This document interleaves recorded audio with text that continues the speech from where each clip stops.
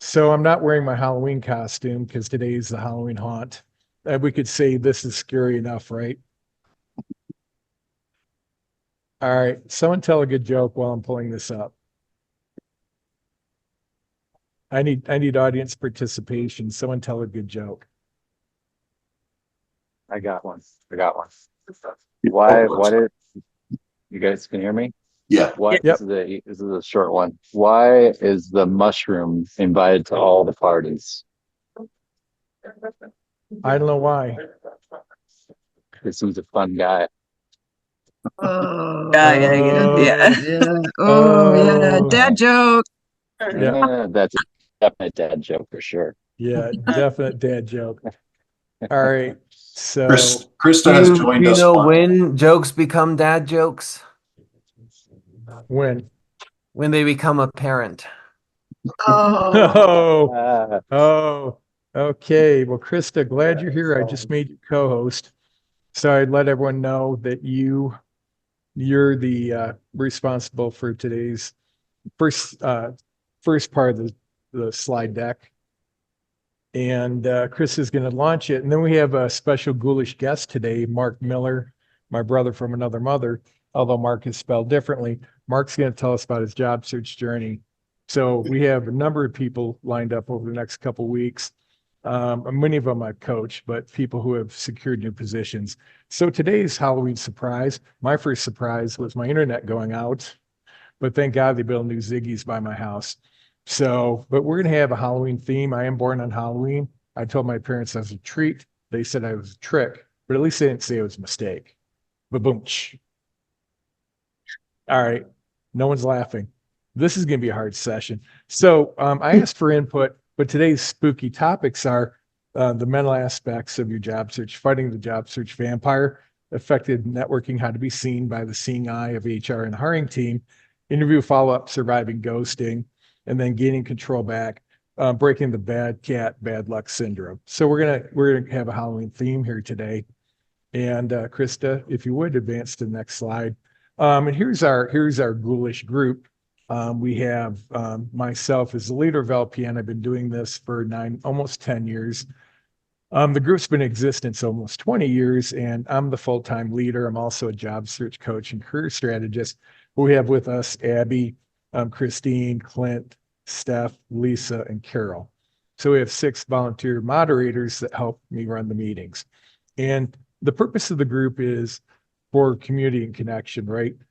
You want to learn here, you want to participate. Sometimes we do skills practice in the second half of the meeting or small group networking, but be friendly and kind. Everyone's at a different place in their search and just in their lives. Pay it forward by connecting with others, helping them in their job search. And when we become an alumni, like Mark is, you make yourself available for people to reach out to you and network and be very respectful of others and participation. Those that participate, I can tell you, having done this for almost 10 years, get jobs quicker. Next slide.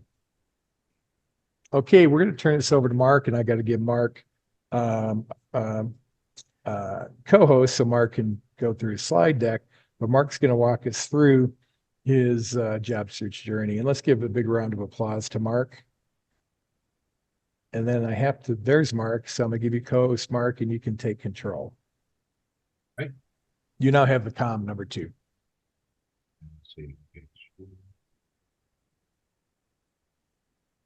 All right. Hopefully you see me and you see my slide. Yes. All right, great. So I've been working with Mark for actually since about May or so this year. But that's jumping a little bit ahead. So let me go from the start. In March of 2023 of last year, I was at a startup in the agriculture space as a product manager for their identity management part of things. And I'd never done anything agriculture before, and they were doing this whole thing around climate tech and reversing global warming. It was this great opportunity because I could do what I do best and have an impact on global warming. Great thing to be doing every morning. And when I was laid off from that in March of 2023, I thought, okay, well, I need to stay true to what I do. I do cybersecurity, I do product manager. It would be nice if I could do something like this where I'm making a bigger impact on the world, but it doesn't need to be agriculture. And so much like a lot of other people, I started going down my skills and my experience and what am I a fit for? And I decided, hey, I could work anywhere with this.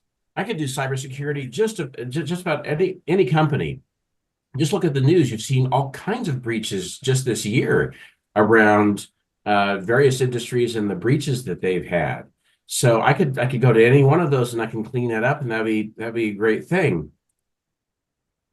But the more I talk to people like Mark, I realize that this quote comes into play, and I'm sure you've seen this before, that if you don't know where you're going, any road will get you there, says the Cheshire Cat. Although for me, at least I found the quote is a little bit off. No road will get you there. As you can see over here, the target is over here. The directions are I'm mirrored for myself, but the road that you're taking may not get you to the destination that you seek. And in my case, I started a position last August where they didn't know what they were shooting for either. We weren't even playing the same game. It's like they're playing basketball and I'm playing darts. And it didn't match up really well. I was trying to teach them Scrum, and they were not in a position to do it. And I started networking, and I met people like Mark.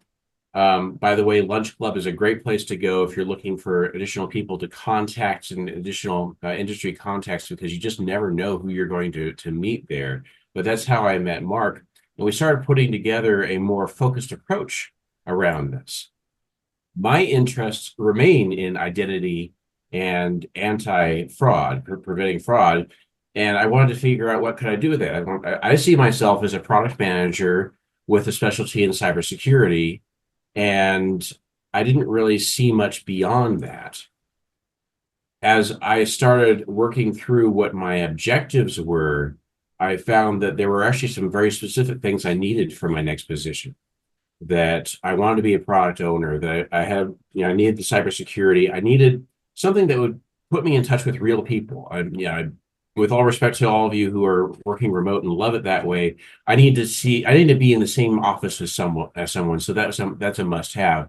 And that there were also things that I must not have, like going all the way to the airport every single day of the week, which is one of the positions I interviewed for at one point during this. And I condensed this down into a more specific mission statement that I wanted to protect thousands of people from online thieves. And I found there are two ways of doing this. I could teach people to protect themselves, or I can help customers protect their customers and employee data. Ideally, I would find a position that could do both. But you'll notice that I took what I knew about myself and I really focused it. And with that focus statement, all of a sudden, everything started coming into alignment. And I redid my Indeed profile, my LinkedIn profile, my Dice profile. I joined OWASP, which is a group for cybersecurity professionals. I started working on my certified cloud security professional. I fed all that into my resume and I redid the resume, all focused around this mission statement, including the way I would interview here and the stories that I would use when I'm interviewing. Everything had to be focused around this statement that I felt that the market could really get behind and that would resonate with them. In the end, I got the position that I was looking for. Oh, this is important. The arrows. So the recruiter found me on Indeed, then looked up my LinkedIn profile, at which point she asked me to submit the resume and we started setting up interviews. So that's how they found me in this case. A lot of the interviews in the process, throughout this process, were done through, I found them through networking, but in this particular case, it was because they found me on Indeed. And the position I landed is at T. Rowe Price, a company that would have a lot to lose if there was some fraud or some scams. So they're really behind this idea of having more cybersecurity. I'm a senior product owner, which is almost as good as a product manager. I'm willing to accept that, of customer identity and a little bit of employee identity as well. The logins, the permissions, all of that.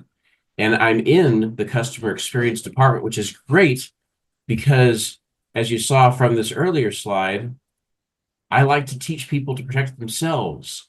So I'll have an opportunity to teach them through the user interface how to select a better password, for example, how to set up a passkey and two-factor authentication. So I see this as a great win-win. I start the position on Monday,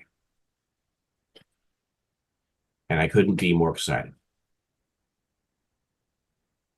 Great. Thanks, Mark. That was a very great overview, very concise. Congratulations. I'm so happy that you secured a position that's a great fit for you and hits your personal mission statement. And at this time, I'd like to open it up to questions from the group. And please don't think any questions too big or too small, right? The only stupid questions are the ones I ask. But do we have any questions? And probably the best way is to raise your hand, since we have about 30 some people on the call. Yep. Christina? Krista?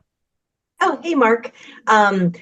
Just was curious, is there anything that stands out? And again, I realize that the fact that you were found on Indeed and they came to you is really more of a rarity versus a common thing. But is there anything that you feel like you did specifically in your resume that really helped to kind of set that, set the pace on that from the beginning? Anything within your Indeed profile updates that you would feel like sharing? When I started, I was doing a spray and pray method. I was listing out what I thought were my most important accomplishments. And so I was focused on the size of the accomplishment instead of the alignment to my mission. And so that was the key thing. It was, even though it hurts sometimes to take out some great accomplishments that didn't quite fit this mission, focus on that. That was the biggest change for me. I love that. And I love that feedback. And I absolutely will be coming up with my own mission and making sure that my brand matches, my mission. I think it's a fantastic idea. So thank you for sharing that. And Mark makes a great point here. I'll just make a quick comment. I recently spoke at a SHRM conference. I also was in an AI meetup, and they paired me with a bunch of people in HR. And what people in HR are saying is they want to hire people who are committed to the work, right? We can talk about passion, all these different things. And they're also very upset that people are using AI and it's homogenizing. So everyone looks robotic and mechanical. But when I talk about unique value proposition, Mark's taking that to the personal branding. When you make it about why you are energetic and excited and passionate about what you're doing in the marketplace, that's attracting people, right? Because that's different and it's authentic. And I was just coaching someone for an interview, and they're in risk management and fintech, PayPal they're interviewing with PayPal. I said, you have all this background, but why, what's your personal mission statement? Why do you enjoy helping? And it's kind of similar to Mark's, that she helps companies, individuals not get suckered into, and these are my words, not hers, into these scams, right? And she really helps creating an infrastructure that keeps people protected. It's very similar to Mark's. And I said, that's going to resonate with that hiring manager. So take, the UVP, take what's unique about you and really make that a part of how you're approaching the marketplace. You're going to attract the things you want and repel the things you don't. Yep. And Mark's nodding his head and smiling. We have Ann next. Hey, Mark. Hi. How are you doing? Well, I know you're doing well. So I love the simplicity of your mission statement because uh, everybody can understand it and you can get it out in, less than 10 words kind of thing. I'm curious how long it took you to get there. Did you have a lot of iterations? Did you have to kind of think about it for a while and then go, wait, is that right? I'm just curious how you got to that really beautiful, succinct, understandable, and clear mission statement. Yeah, there were a lot of drafts of this, and it started off with a statement of what it is that I want and what my needs are and what I don't want and all that stuff. And I realized that it got too complicated, and it took me really months of going back and forth and looking at trends and even trying to use AI. I couldn't use AI to come up with this. It too wanted to bring in all the information and make this paragraph mission statement that didn't fit and it didn't resonate. And I don't know, one day it just clicked. I think it was because my dad's email account was hijacked. And I helped him over the weekend with getting everything sorted out and notifying people and fixing the settings. And I got done with that and I said, wow, that was really rewarding. And that's when it clicked for me that the mission statement just needed to be that simple. I want to help protect people from fraud. Love it. Yep. Yeah. Getting to simplicity on the edge of complexity takes thought. And Mark, I appreciate your mentioning that AI, these LLMs do not help with simplicity, right? And being your authentic self. I mean, they're great for brainstorming, but they're not great at writing authentically about yourself. Great question, Ann. Other questions from the group? Stephanie has one in the chat. Yep. And Chuck does too. So let's go. Yeah. I can't see the chat, Lisa. Can you read that one off?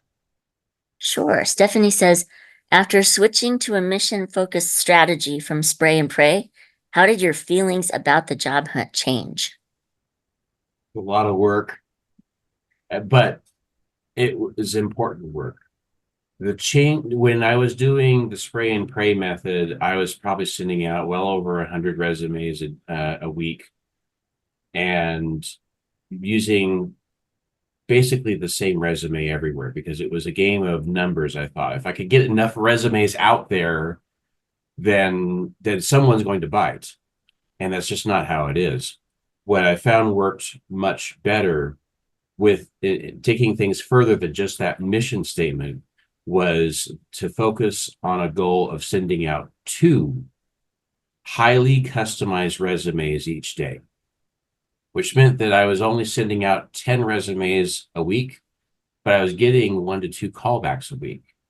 So that tells you a lot about the power of having an extremely focused resume. And you can use AI to help you understand what mindset it is that the hiring manager or the company is in and have it examine things like press releases and the website and get a feel for that. But the better you can match the language, the better. But as Mark has said many times before, the goal is to get human eyes on it and to hopefully bypass the ATS entirely. So I did find that switching from spray and pray to a more focused approach helped, but having that connection with somebody inside the company takes you a lot further. Which gets back to why you should have target companies and target organizations. And those should constantly being updated based on what you're learning.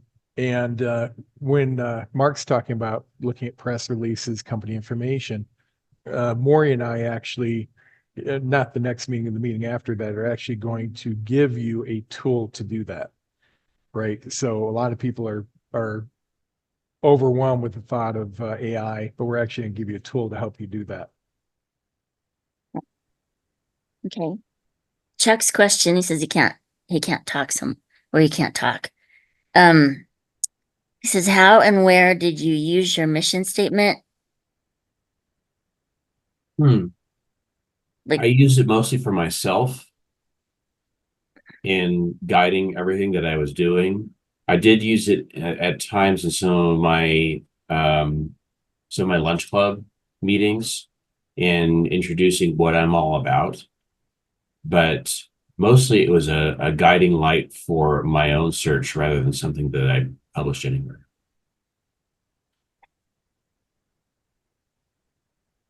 That's a great question. We have time for one more if anyone would like to ask a last question. And don't be shy, everyone. I feel like going once, going twice. Okay. Well, thank you, Mark, for being here today and sharing your insight. And let's give Mark a round of applause for his presentation and just getting there and getting what he wanted. And so Mark can ride off into the night. But Mark, if you would, please, if you already haven't, put your contact information into the sign-in sheet. And Yep. then everyone, the big purpose of the sign-in sheet, we talk about it normally, today's meeting structured a little bit different. The bigger thing, of course, if you're in the state of Colorado, these hours count towards your unemployment if you're collecting unemployment. But more importantly, you can network with other people. And the key is not just looking at someone's LinkedIn profile or their background saying, well, hey, they're in fintech and as a product owner, and I'm an accounting manager at a manufacturing company. I don't see the connection because you just don't know when you talk to people, because we all have more connections in our LinkedIn. We have them in our brains, we have them in our cell phones. So everyone should be practicing networking with everyone else on this call. But thanks again, Mark. I really appreciate your being here. I'm looking forward to, after you've been there a week, hearing how it's going. This is a logistics check. I cannot get the slide to go away from my screen. Are you guys still seeing that slide? We still are seeing that slide. I cannot stop sharing. That's So okay. I'm going to start. Oh, I was going to say I was going to override you in a second. Yeah. I wanted to make sure. I just overrode you, Mark. Okay, For some perfect. reason, it locked up on your side. And so we have 34 participants here today. I'm very excited. And I'm looking at Arnie. It looks like Arnie's in the bar, but maybe that's just a background. Or maybe he's sitting at a bar. I don't know. What do you think is a better story? Yeah, I think sitting in a bar like Edgar Allan Poe. And so, as we go into today's presentation, of course, I pulled these from input. I'm not answering everyone's question direct. I mean, as Krista's getting the presentation back on screen, there was a question about, what's my, as I look at the unemployment and employment numbers, what's my forecast? What's my crystal ball for hiring? I will say I've been doing this long enough, coaching for almost 10 years. So this is my third presidential election cycle. Things get tighter right before the election, right? Companies want certainty. And I'm not going to get political here. Whoever is selected as president, companies then they know who's president and things start to loosen up, right? So every December and January, I've seen, even the last election, right? Companies feel good about hiring. So the big thing is you're an economy of one, right? So we could talk about different things, right? Different industries, but in aggregate, hiring is still strong. People are still getting hired, but the process is a lot harder. And we'll talk about that in each one of these sections. But the first thing I wanted a levity here, right? The jack-o'-lantern, right? So if you think about Ireland, they didn't have pumpkins. They started out with turnips. Can you imagine giving your kids a big turnip and having them carve a jack-o'-lantern out of the turnip? But not a lot of fun, right? But turnips used to be carved into jack-o'-lanterns in Ireland, and but it's a big industry with pumpkins. I will say I love being born on Halloween, but I hate pumpkin spice. I hate pumpkin pie. Anything pumpkin, I don't like, except pumpkin seeds. So I've had people buy me pumpkin latte coffees. They see me in a coffee shop, and I graciously take them, but I don't like pumpkin spice. So, but yeah, pumpkins are obviously the best well-known um, symbol of Halloween. So let's move on to the next slide. Sorry, let me just, for whatever reason, oh, there we go. Let me just Oh, make yeah. sure. There we go. We're good now. Yeah, Thanks. and Mark mentioned Stingy Jack. There's lots of good stories, folk stories about in different countries about different things. And but yeah, Stingy Jack is definitely worth looking up. Okay, so upcoming events.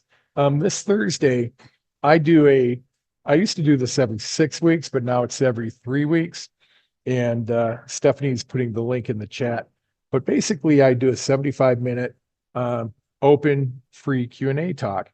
If it's a small group, we'll do small group networking first, do introductions, and I take questions. Now, if the group's larger, I've had groups from 12 to groups of almost 50. So it just depends on the group size. But come stay for the whole thing, come and get a question asked. But it's an opportunity for you to come and learn and meet others. And there is also a sign-in sheet. So one thing y'all can do for me, which is helpful, I post this, I'll be posting it again today on LinkedIn. If you would, connect with me on LinkedIn, because I also post articles and things about job search, and just share this with your network. Because I'm really trying to answer as many questions as I can and help as many people as I can across the country. Next slide. Okay, we're going to talk a little bit about unemployment numbers. And I had moved this, actually I moved it to the wrong spot, but that's okay. I'm going to share the numbers. They'll set the stage for what we're going to be talking about here. And is everyone seeing, I'm seeing a black bar. Am I alone? No, it's there. Oh, now it's Let got me get, moved around and smaller. It's not covering up the most. Oh, there's the I'm new going to go one. ahead and get rid of it, okay? Yep. Okay, well, I'll start to focus on the numbers. Many of you have seen this. We've got some new people today, but when we talk about statistics, there's a lot of talk, there's a lot of fake news, right? There's a lot of things that are discussed in job search, but since they have a LinkedIn premium product, every time I see someone post they just secured a new job, I'm not talking, these are not based on people I coach. These are numbers based on, I see someone has a new position on LinkedIn, I reach out to them, say, hey, how'd you get it? Did you apply? Did you just apply online? Mark talked about spray and pray. Did you apply online and get an internal referral?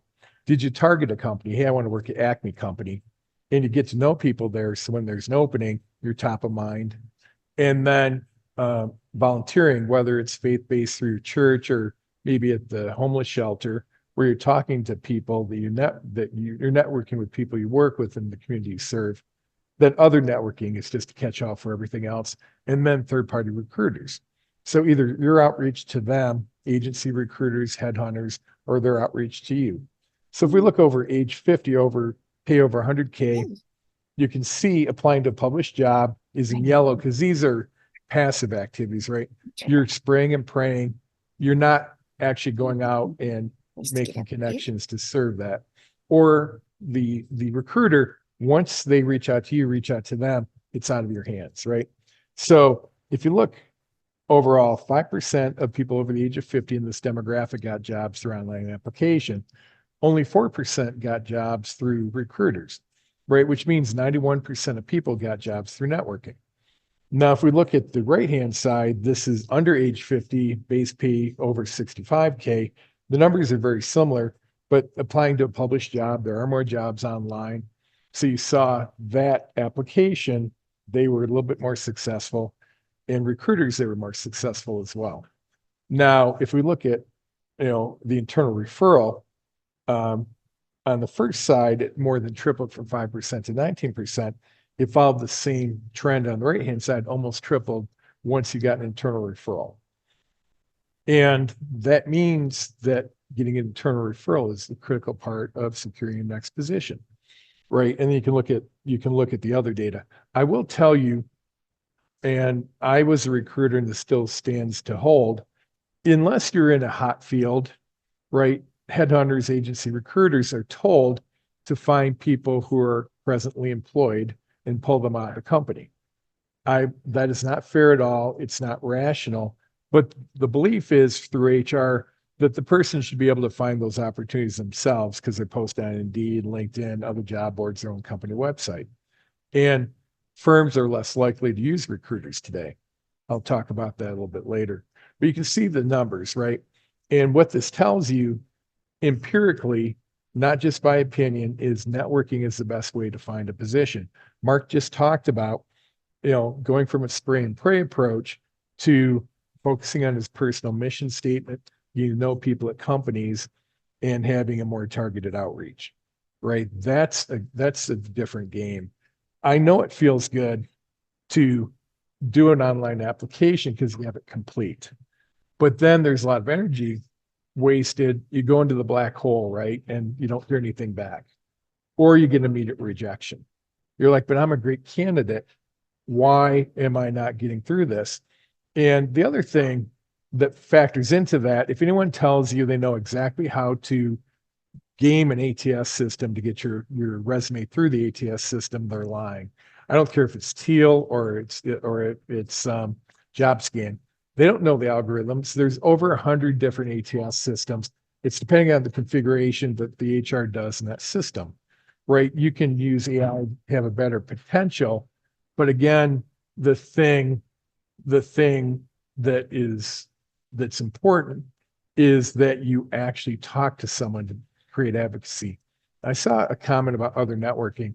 This can be like you come to this group, you meet someone, then they refer you for a position. You go to a in-person networking meeting, you find something on Meetup or an industry trade association, you actually go to a job fair. I put job fair in this category as well, although very few people get jobs through job fairs.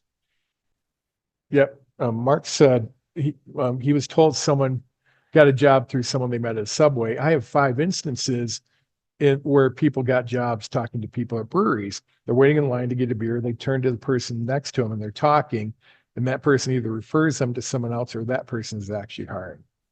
But if you don't talk to people, what happens?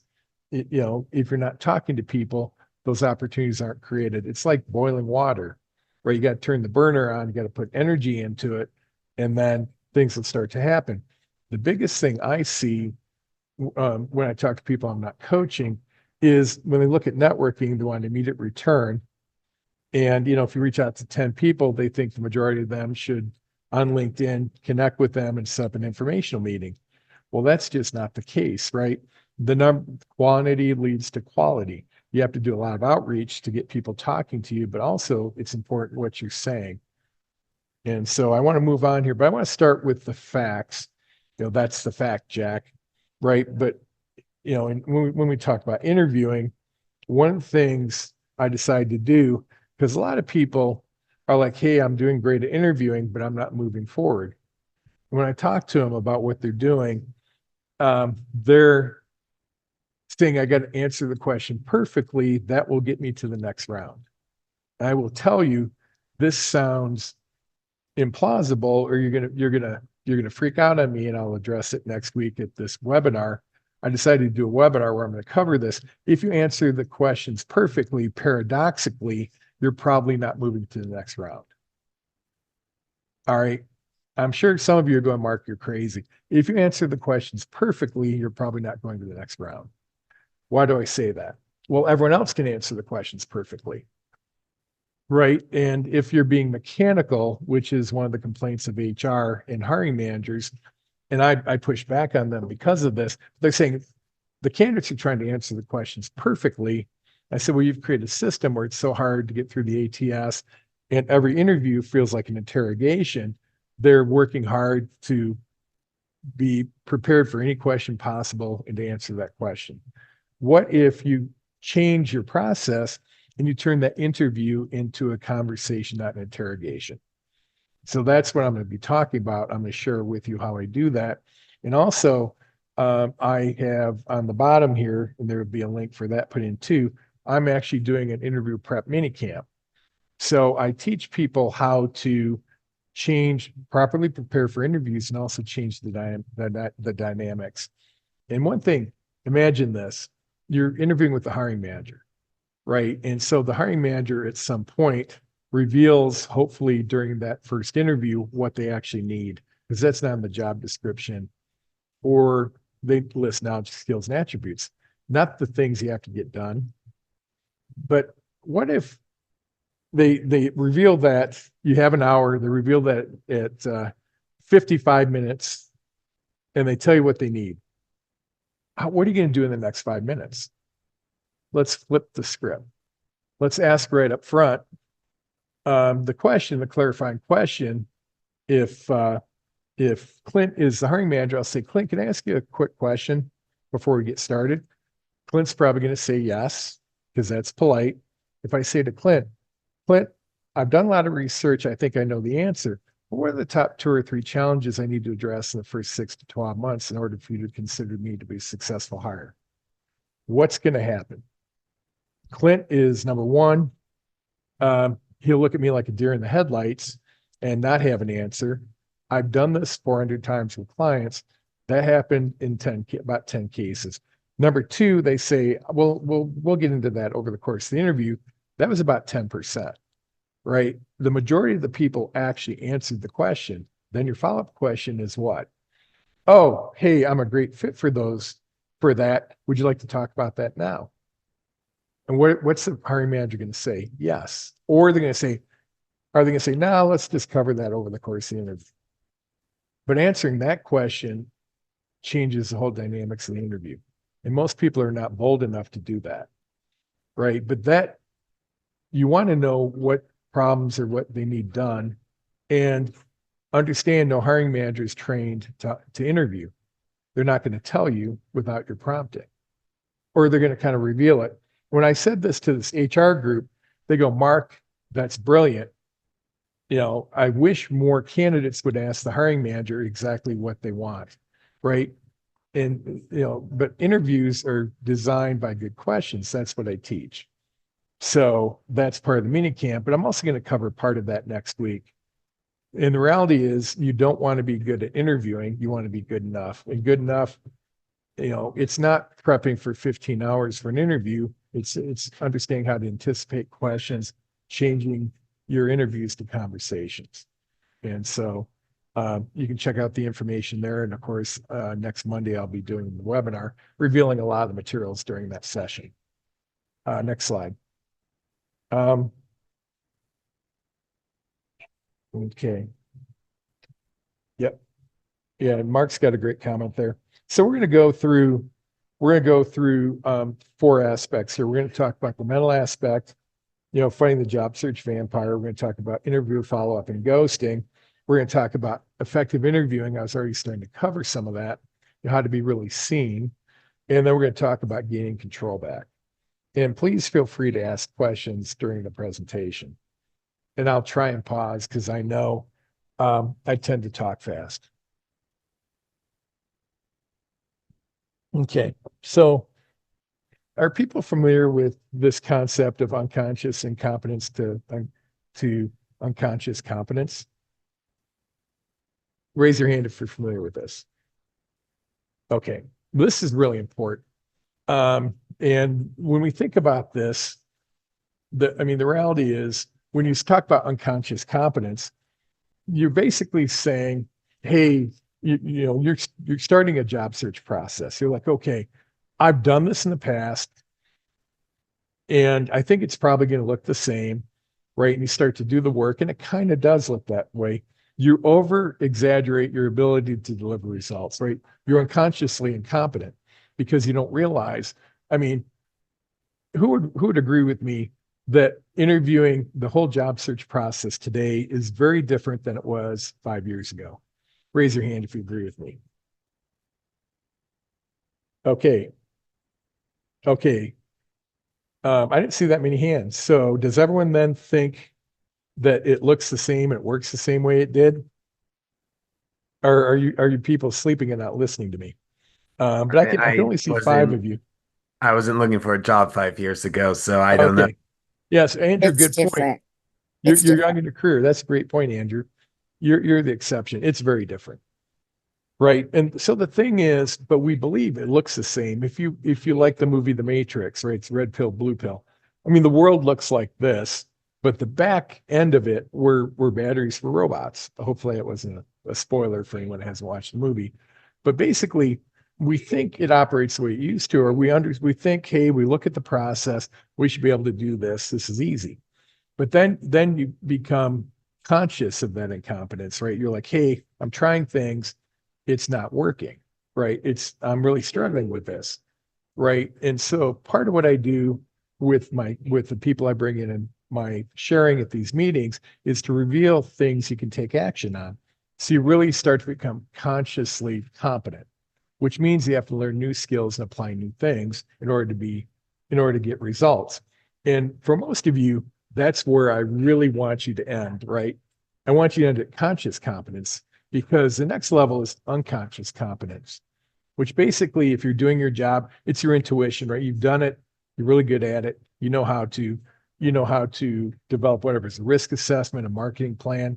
It's just part of your DNA. You don't really have to think about it. You're really good at doing it, right? That's when you're unconsciously competent, meaning you have all the skills and abilities to deliver. You don't have to think about it, like riding a bike.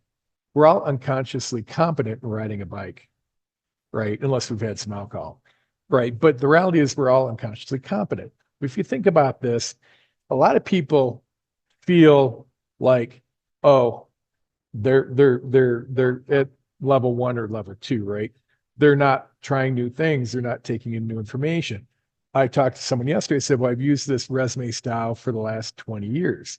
I'm like, but that resume style doesn't work today.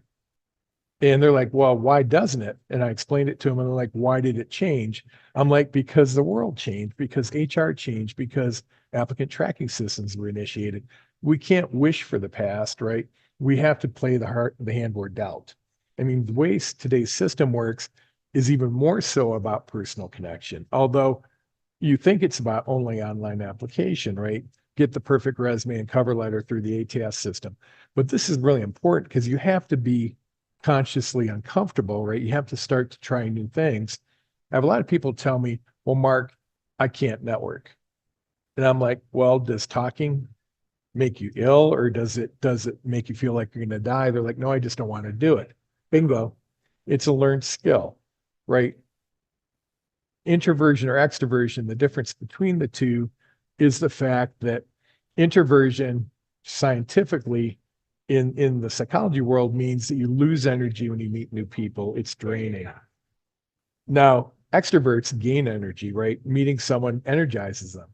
That doesn't mean you can't do it. It just means what it does to you has a different physiological effect, right? So I'm a natural introvert. People don't believe that. I've learned to be more extroverted.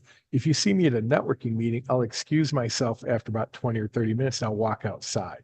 I have to reset, right? That's my conscious competence in networking. I have to reset. You'll see me walk away and you just think I'm going to the bathroom or grab a drink or something, but I'm actually walking out, taking a couple minute reset, right? Very important.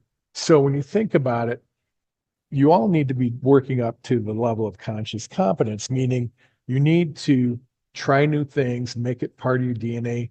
And whether it's me or someone else, ask why it works and why this doesn't work.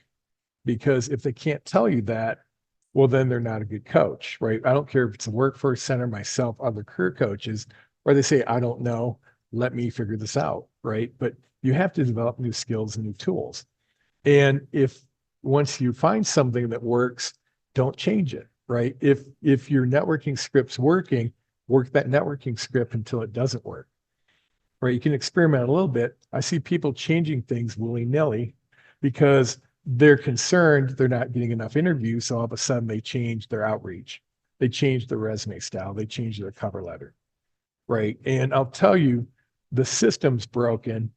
The problem is not you in most cases. It's your process tools, your process, and your mental state, right? You're starting to feel like there's something wrong with you. And that's where, you know, the job search is really doing a disservice. And also there's so much selling a fear, right? Ageism. We hear about ageism all the time. Ageism, right? So, but as we talk about this, the first thing you need to do so you don't have the suck is develop a job search plan. I've asked almost 5,000 people this question, and they don't develop a plan with metrics, right? And only 1.5% of people have a plan with metrics. They'll have a worksheet or they'll have things on their calendar, but they're not setting their time with intention and saying, what are the high return activities I should be doing to move my job search forward and measuring those, right? And then the next thing is we're talking about these uncomfortable steps, right? Plan discomfort. If you don't like to network with someone from this group and practice, at your ask, right? Your professional ask, which you're asking for advice, information, referrals. Practice that, right? Practice recording yourself, doing an introduction. Hi, my name is Mark Lauterbach, and introducing yourself. So a lot of people think they can wing it.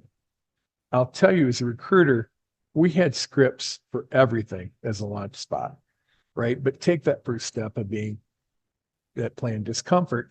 Once you've done it for a while, I'm not saying you're going to like it, but you're going to understand you can do it and you can move forward with it.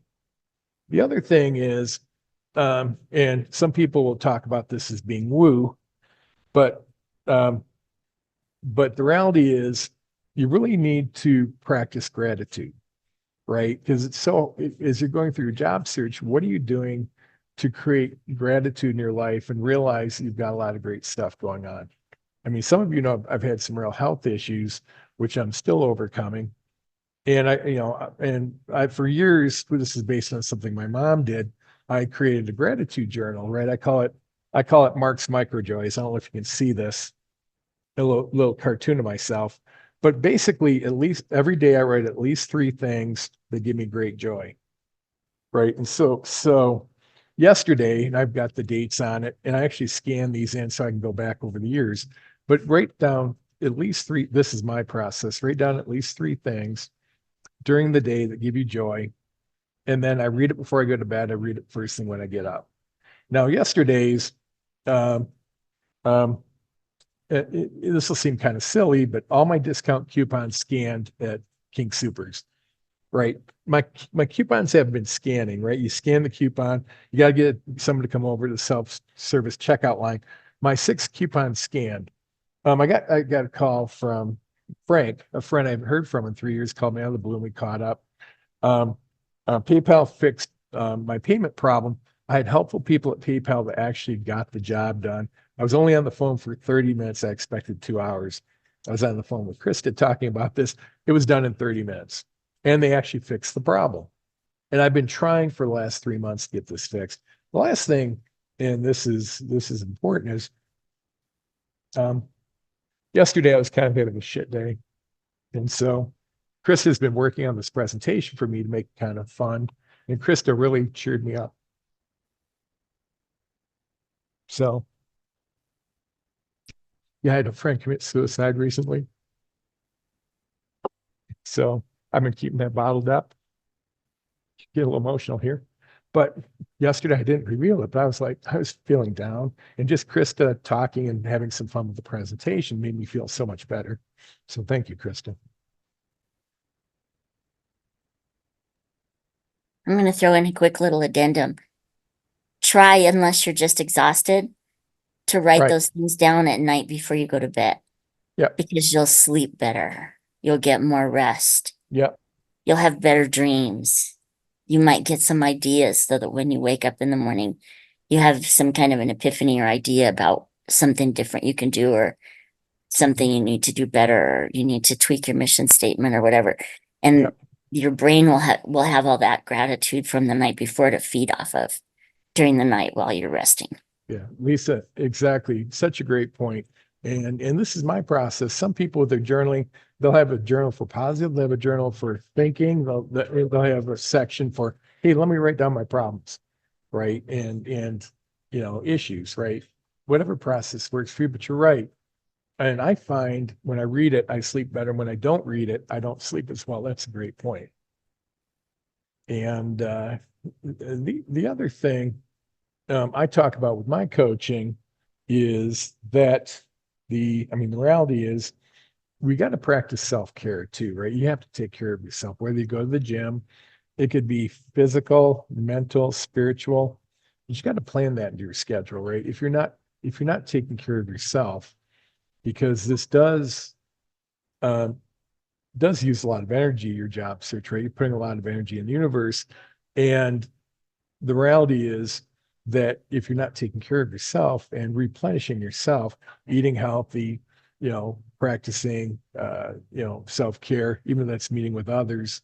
Sometimes I go to meetups just because I want to meet new people and have an interesting conversation outside the people I know, right?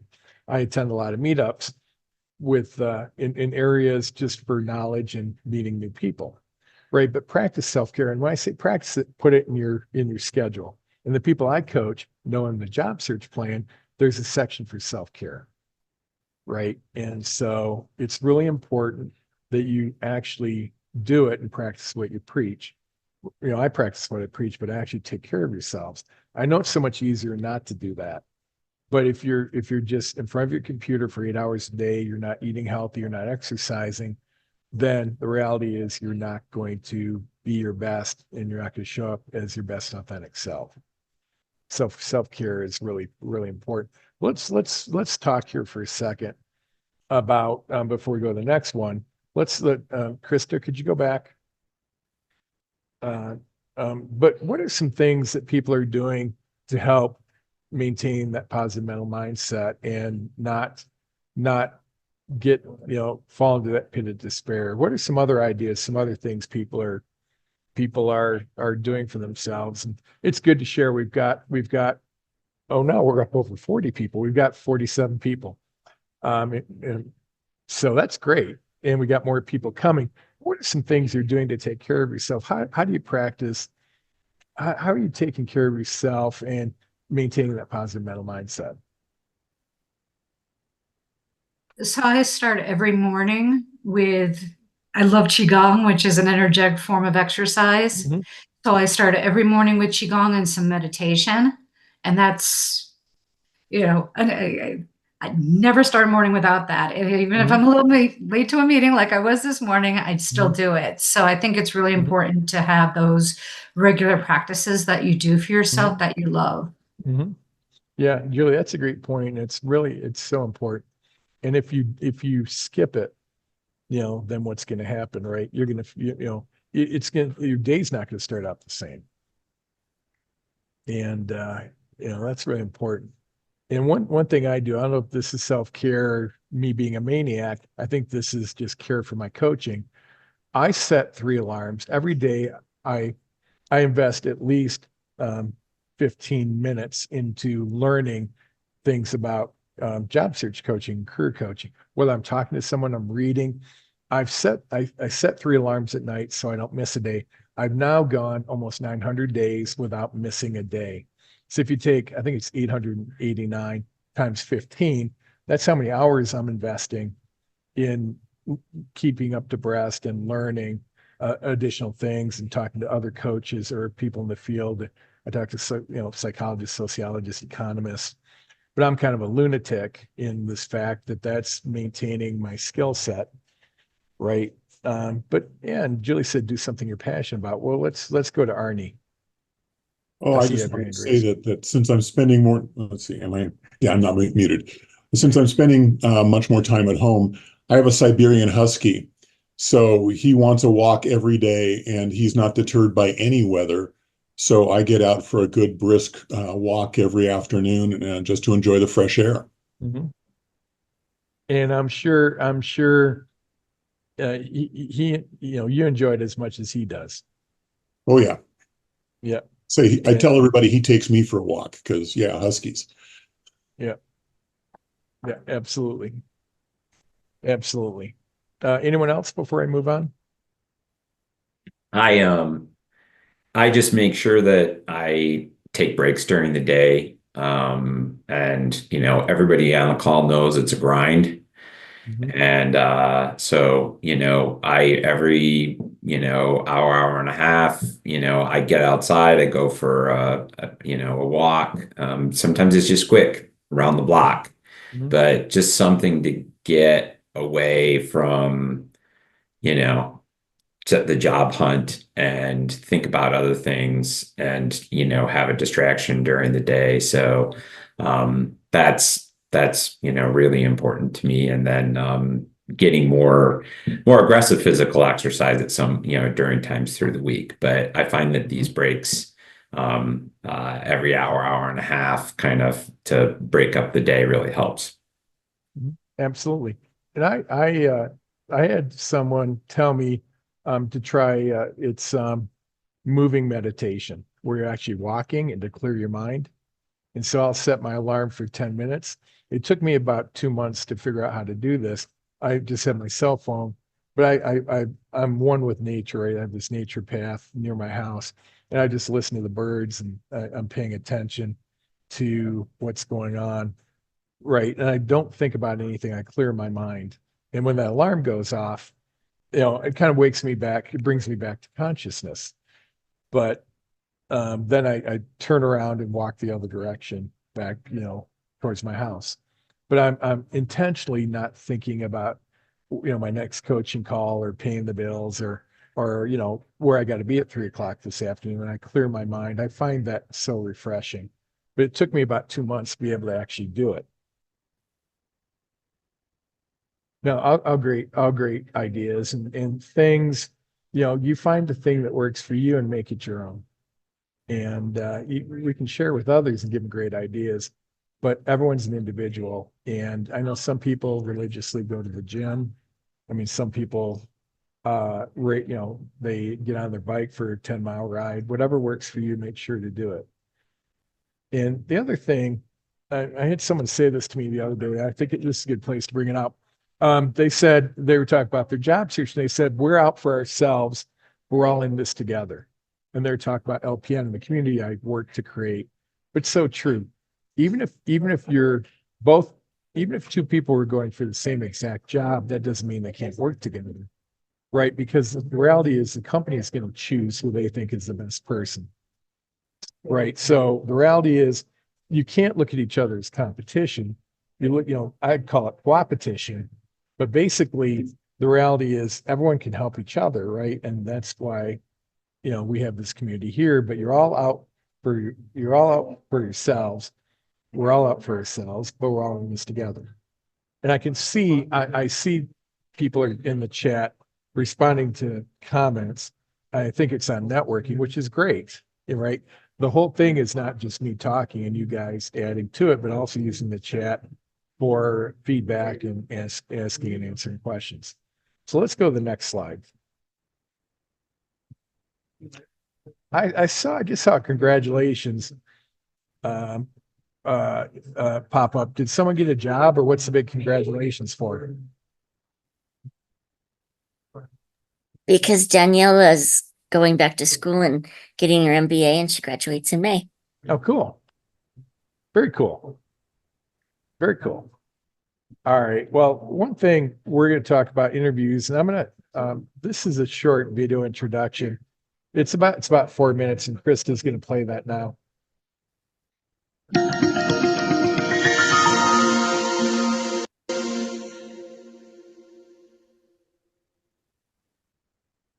Hi, I'm Mark Lauterbach, founder of the Job Search Accelerator and Jump Up the Ladder Career Coaching.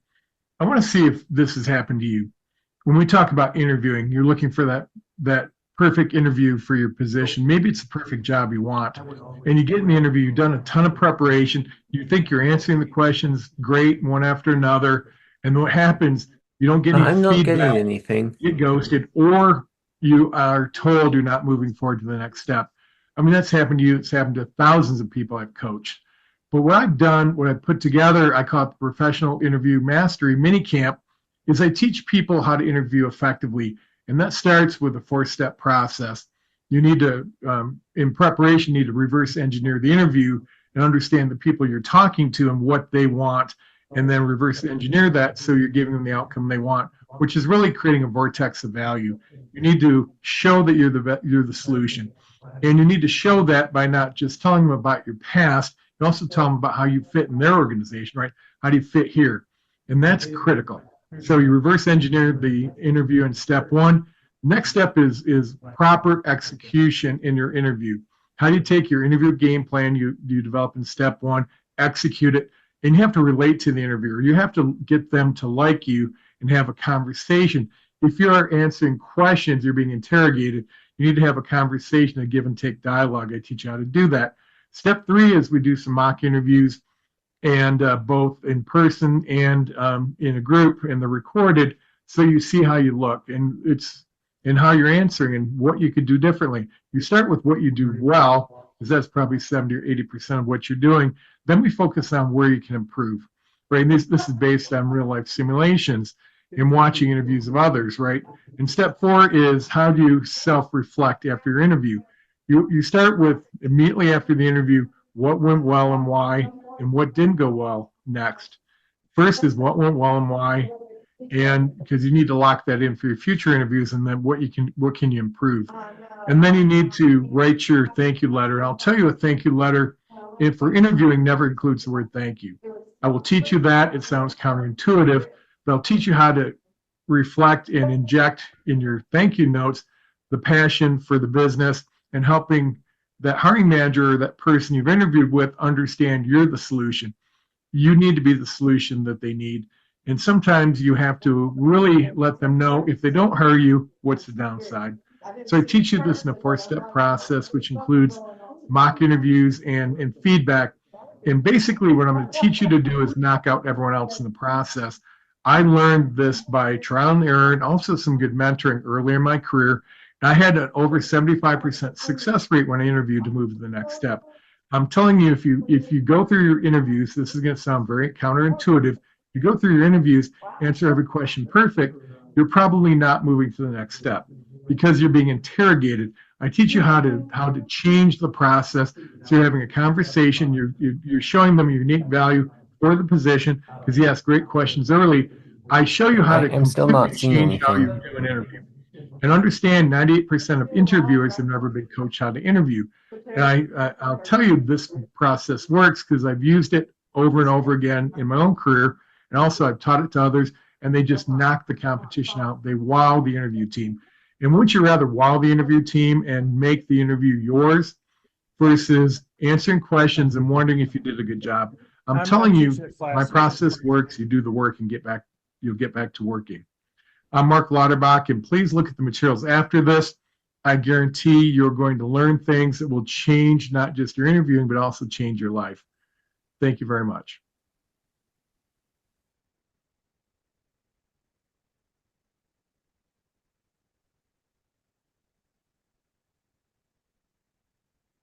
I apologize. I saw the note. Hold on. Yeah, I apologize. I saw a group sat down next to me and they're really loud. So can you all hear me now? Yes. Great. I'll be right back. Yeah. I'm just moving my stuff rather than ask them to, I'm not going to ask them to be quiet. Is this quieter here? Okay, great. I'll be right back. Yep. Yes, I think Yeah. so.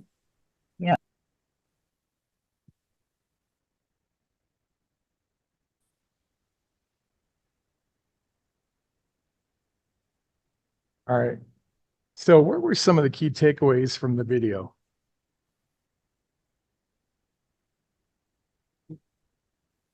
Reverse engineer the interview so you know what they're looking for and how you're going to provide the solutions to those issues. Exactly. And are you game planning every interview?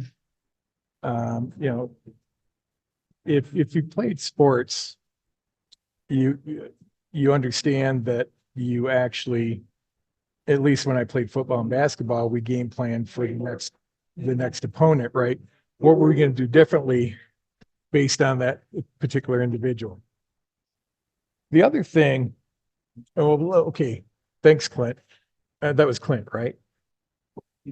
Yep. Cool. Thanks, Clint. Let's get 2 more comments.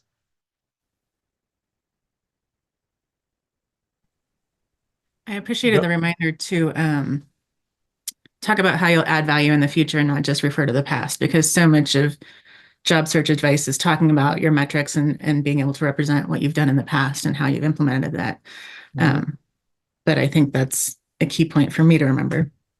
Yeah, Tamara, that's exactly it. You've got to future speak, right? Because when I talk to hiring managers, they hear, two things, right? They think number one, we're unique, right? Even if you did it somewhere else, even if it was a direct competitor, they're unique and different, right? So if you talk about something you did in the past, you have to talk with them about how you're going to do it there. And maybe one of your key success factors is missing, but when you start to talk about it, you start to strategize and you start to, have that engagement. They'll say, well, we don't, that doesn't exist in our company. And then you start to say, well, what if we did this? What if we approached it this way then? Because this key success piece from my past is not available here. That's where the give and take happens. And most candidates are answering questions and talking about the past. And that's where you get in trouble because they're having to connect those dots, right? They're having to connect the dots. You want to make it stupid simple for them to hire you.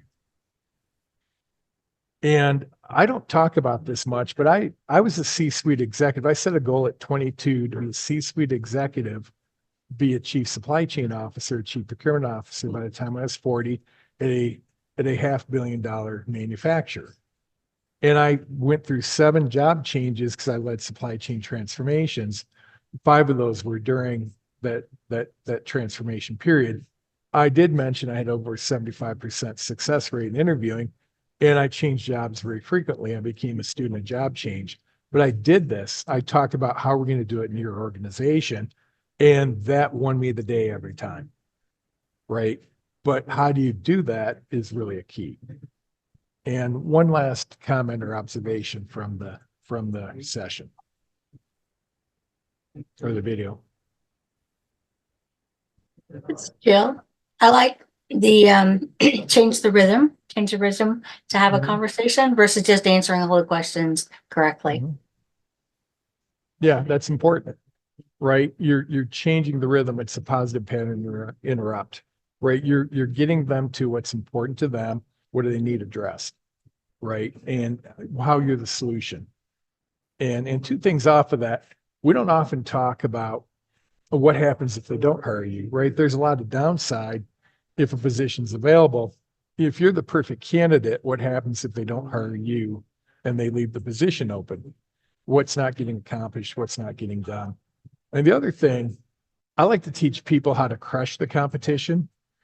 I know that's probably not a nice, that's not a nice, friendly, squishy feeling. I want you to be the only person they want to hire, because I've talked about in the last couple months, I've had people I've coached who are unemployed get sign-on bonuses.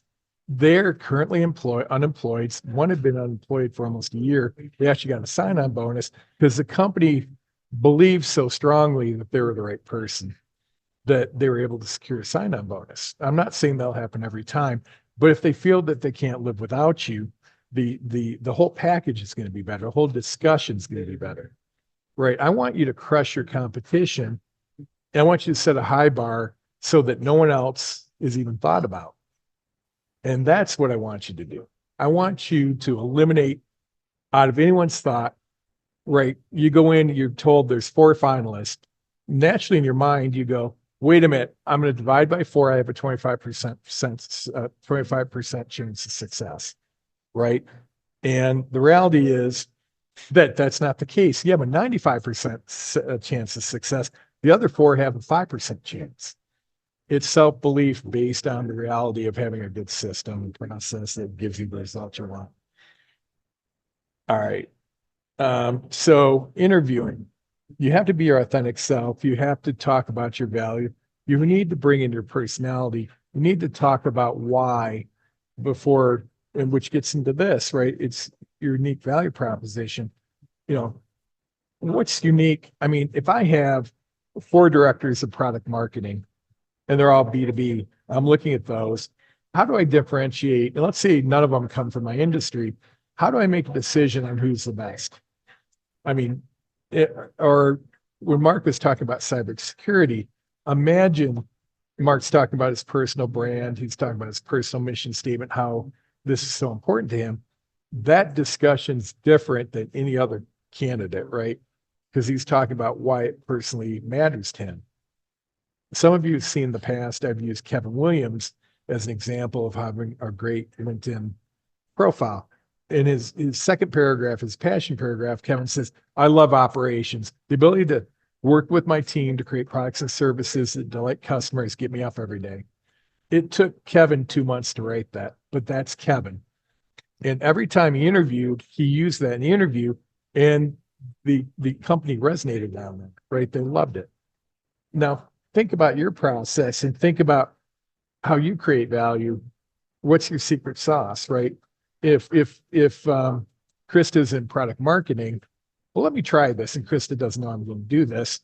So, but Krista, what's unique about you as a director of product marketing?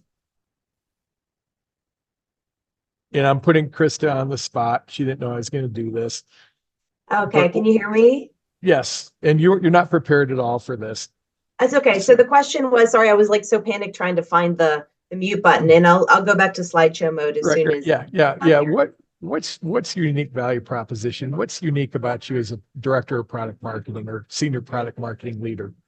I think probably what makes me special or stand out is that I do all of my marketing from a customer first approach, meaning that I'm really focused on what the customer needs are and what the customer pain points are.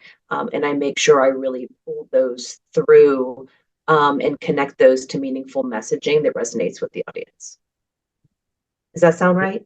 Yeah. Well, I was going to say, I've coached, and Krista has gone through my coaching program.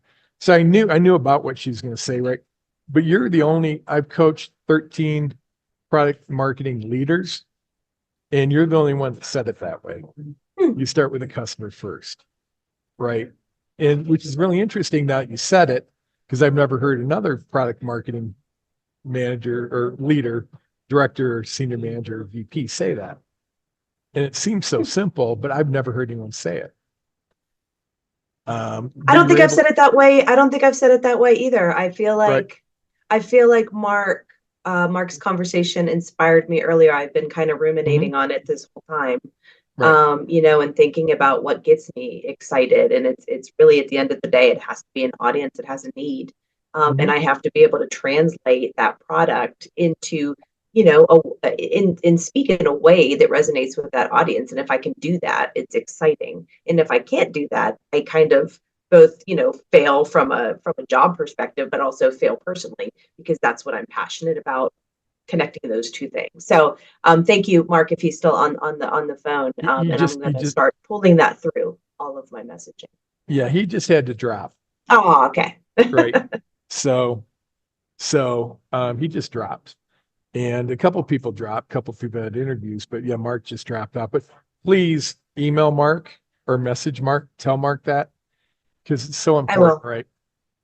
Right. And yeah, but you said it. So if I look at like Jill Shafter, Jill's either a project manager or program manager, but maybe Jill, thinking about what Mark said, think about your unique value proposition.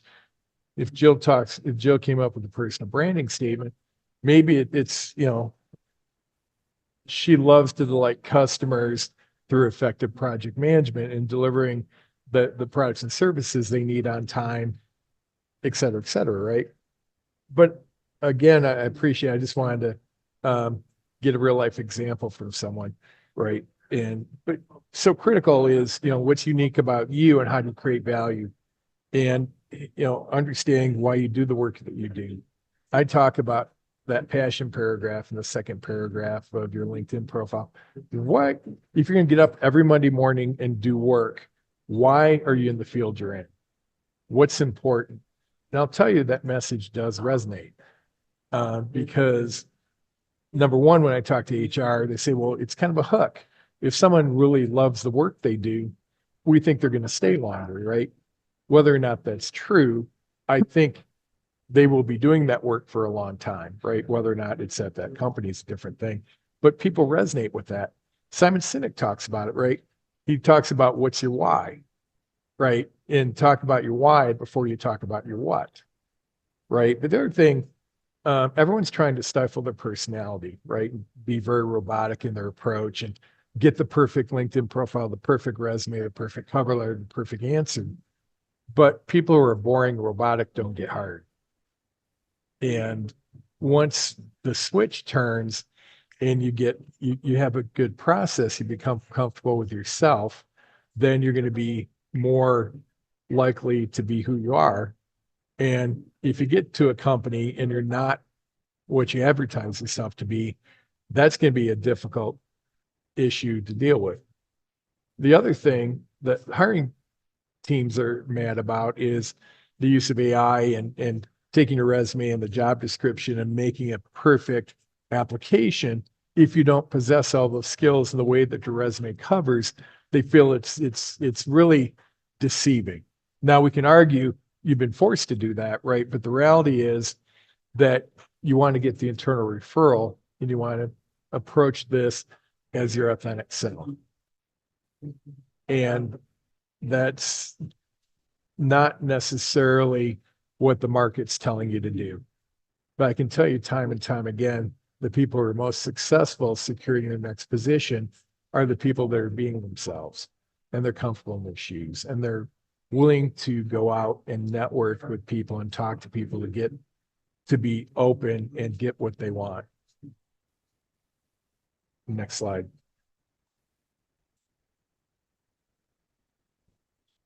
Okay, ghosting. We've all been ghosted. Some of you saw my article on ghosting. But ghosting has nothing to do with you. It has everything to do with the company. Unfortunately, you're the person that's not hearing back.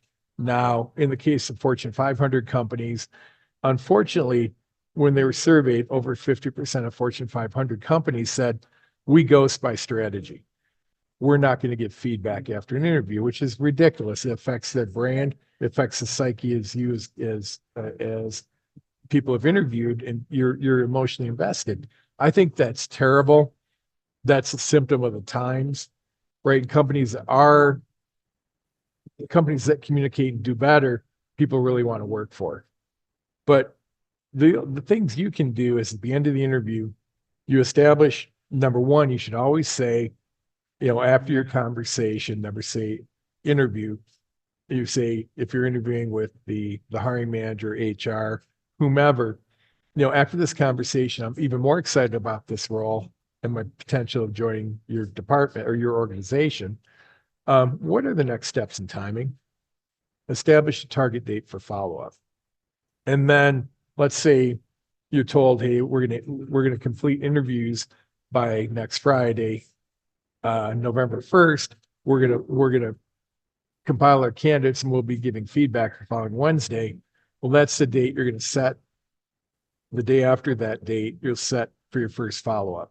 You're gonna send that thank you note, but the day after that doesn't happen. And 90% of the time it doesn't. Not for HR's fault. It's everyone getting together and actually doing the work to determine who's moving forward. You start to follow up. Now, in that HR meeting I mentioned, the SURE meeting, they've been told by their leadership, if you don't have any feedback, don't tell the candidates anything. Again, it's a process problem. It's not you, it's the organization, right? You follow up. And the other thing you can do is my next bullet point is send out LinkedIn connection requests. You can actually, after you interview with people, send them, hey, it was great to meet you. And I'd love to connect with you on LinkedIn, right? Do that within 2 days of interviewing to also establish your connection to the organization, and follow up 3 times, twice with the recruiter and once with the hiring manager. At that point, if you go beyond that, in most instances, you're going to be a pest, right? And you start your second follow-up with a de-escalator. We learned this I learned this as a recruiter of, hey, I know you're really busy. You mentioned you might have a decision by X. I'm following up to see where you're at in the process, right? So give them the grace and saying, hey, I know you're busy. And that relieves the pressure, right? they may still not respond to you. But at the point of 3 responses or 3 follow-ups, you have to you have to wait for them. I hate to say that, but at that point, there's nothing you're going to do that will break this logjam. And I know that's hard to hear. And many of you have waited weeks for feedback and the company's not giving it, which is maddening. I totally understand it, but you have to then compartmentalize that and say, I got to move on. I can't dwell on this. I've got to move on. And I know that's hard. I've had to do it myself. Sometimes they come back and then you deal with it when they come back. Other times you'll never hear back and you look and you see they hired someone else when you look at LinkedIn and you see someone filled that job you interviewed for. It's not about you, it's about them. And the companies that do it well and they follow up, and those companies are hiring great talent. And unfortunately, the companies that are ghosting, it's not the hiring manager, it's not the HR talent manager. It's typically higher up in the executive team making decisions for this lack of follow-up. So we're not going to put a curse on the talent managers and the hiring managers as much as we might want to. Next slide. Okay, so I've had people say that this is about luck. But we talk about planning. You make your own luck here, right? And it is what I mean by that is if you plan your work and work the plan, right? You create a job search plan, you hire a coach, you work with the workforce center. However, you build that plan and you have someone with accountability that is working with you, right? Remember, you're not alone. There's the LPN community here, create an accountability group or partner, right? I do group coaching, also individual coaching. So my group boot camps, after people graduate from boot camp, those groups meet on a regular basis to help each other. I show up to those meetings when I can. So the group accountability, those friendships and relationships that are built continue on, right? That's so critical. You don't have to go through this alone. But the other thing you need to do is increase your networking and ask for help. It's difficult to ask for help, but the reality is you're stealing the other person's joy if you don't ask for help. Right. And so you go out, you say, hey, if the shoe was on the other foot, would have helped someone else. But remember, some will, some won't. So what? Move on. Right. Some people will help. Some people won't. It could be they're a good person. Just in that moment, they don't have the ability, they're overwhelmed, whatever. Right. And so you move on to someone else. But the reality is, if you're not asking for help and creating new connections and meeting new people, you're not going to identify opportunities that are not published, that hidden job market. You're not going to find people who will advocate for you and help you. And the big thing is we got to go back to remember that the ATS system is a big, the way hiring is done today is very dehumanizing.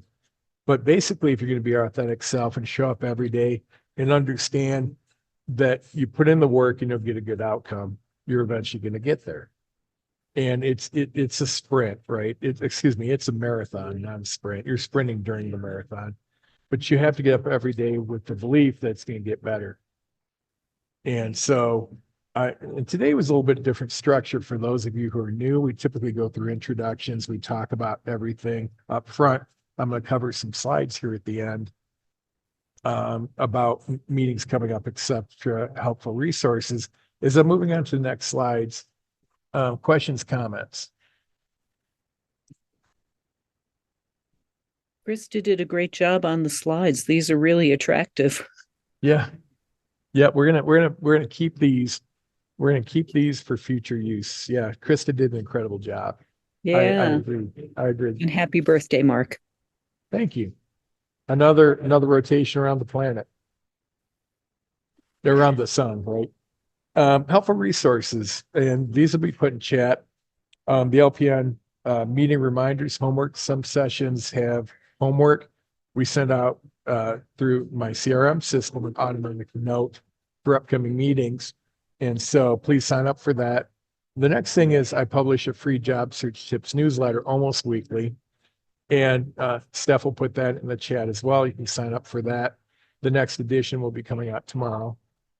And 3 to 5 helpful tips, and sometimes also identifying companies where I know people that are hiring, so you can talk to someone internal. Next slide. Okay, the way you can help LPN. I run this group with 6 volunteers right now, and of course, we're looking for new people. So when I send the follow-up email from to the attendees today, there'll be more information on how to volunteer if you want to be a moderator, because we're constantly churning people. We have a LPN closed group, right? So as a newcomer, if you sign in to the sign-in sheet, you identify that you're new, Jim Lawrence will send you a LinkedIn connection request. And once you connect to Jim as the group moderator, or administrator, he will add you to the group. There'll be information in my follow-up email. It also helps RSVP for LPN on the meetup page, because as we're looking at new speakers, they all go to the meetup page. And I appreciate everyone's done a great job of RSVPing, because if we have somewhere between 30 and 50 people on average, and a speaker goes to the meetup group, like Mark, only 10 people RSVP.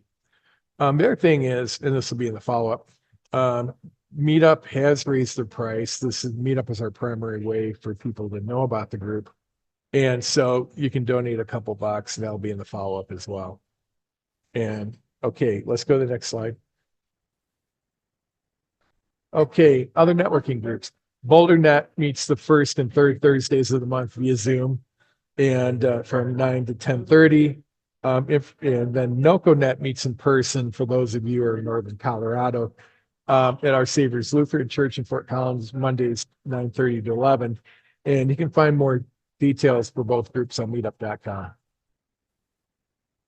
And then just the last thing, we have our upcoming meetings. We have Simon Wheeler, one of our LPN alum. He's a VP of product management at a local firm. And he's going to talk about having a growth mindset in your job search. And so that's going to be an important session. The other one I mentioned earlier is in 2 weeks after that, a month from now, we're going to have Maury Hubin, who's really has advanced knowledge in AI, and myself. We're going to give you some tools and talk about using AI in your job search in a much different way than probably you're doing it today. And so that's it for upcoming meetings. And then next, what we're going to do is we break into small groups. We have 34 people, and I would suggest stay. And some people drop off, but this is a great opportunity to meet people.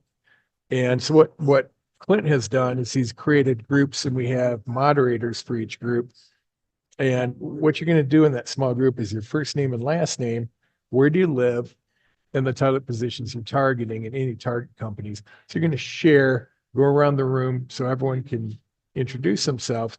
If there's time left, talk about helpful tips, things from today, or things, have an engaging conversation about how to help each other. And so, Clint, how many people are we going to have in each group? We have about 6 to 7 people in each group, with a total of 5 groups. Okay.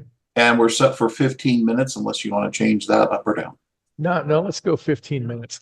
The other thing, when we're in presentation mode, I can't see the chat, right? So if there were any messages directed to me, I didn't see those, but I will look at the chat after the meeting ends.